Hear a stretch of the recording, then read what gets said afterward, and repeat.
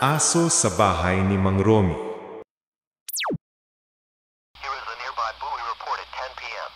Sa isang tahimik na baryo sa Bulacan, may isang lalaking kilala sa tawag na Mang Romy. 40 taong gulang, seryoso at madaling mainis. Pero higit sa lahat, galit na galit sa mga aso.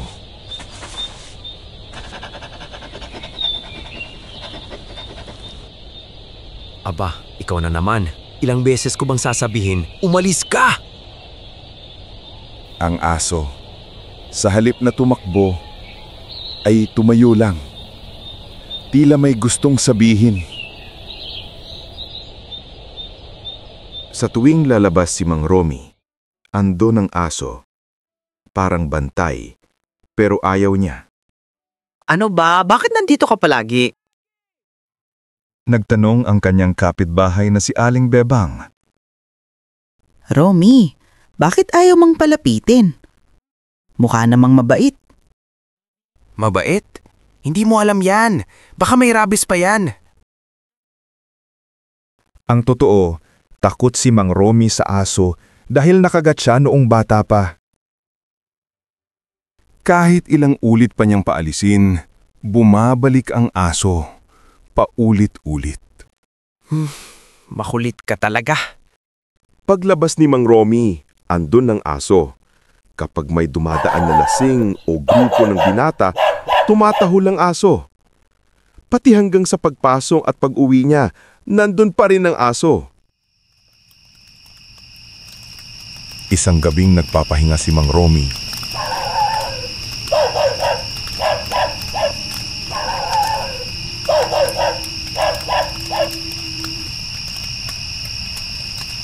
Ayan na naman siya.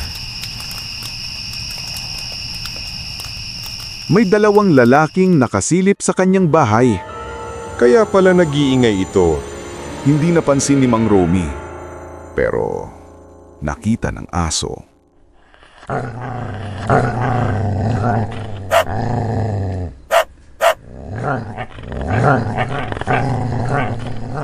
Isang gabi ng malakas na ulan. Naroon pa rin ang aso, basang-basa. Ano ba? Bakit hindi ka umuwi, Sinjong? Sa unang pagkakataon, hindi niya ito pinalayas.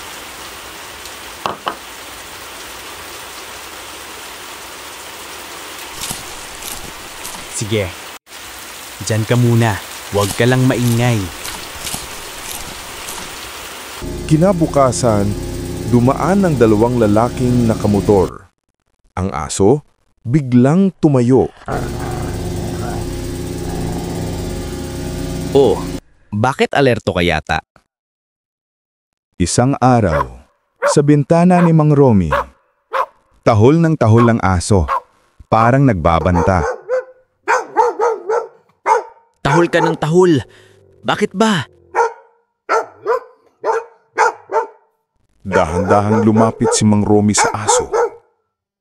May problema ba? Sa sumunod na mga araw, lalo pang lumakas ang tahol ng aso tuwing gabi.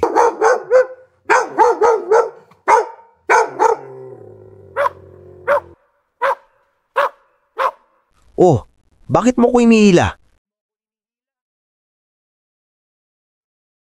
May aninong gumagalaw sa likod ng bahay. At nakita ni Mang Romy ang mga lalaking nagtatangkang pumasok. Diyos ko!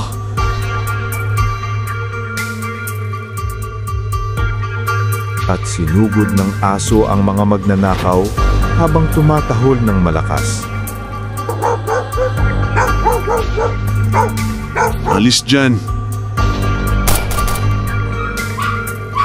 At binaril ang aso. Huwag! Huwag kang mamamatay!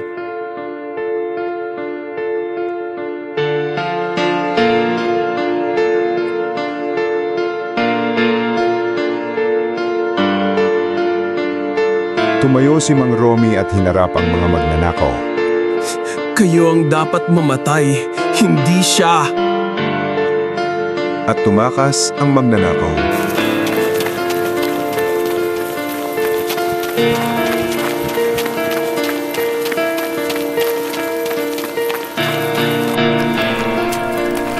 Tulong!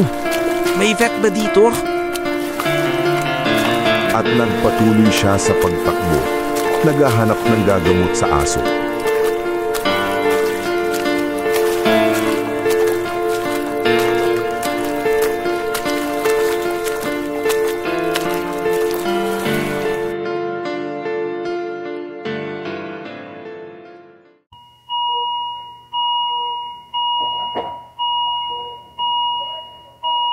Hindi siya sumuko.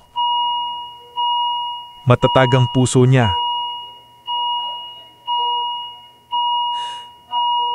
Salamat. Salamat at buhay ka.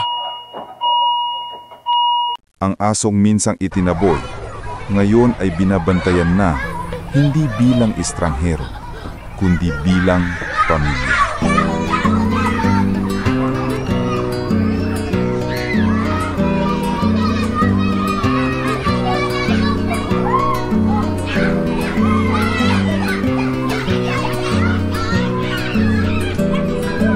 Simula ngayon, akin ka na.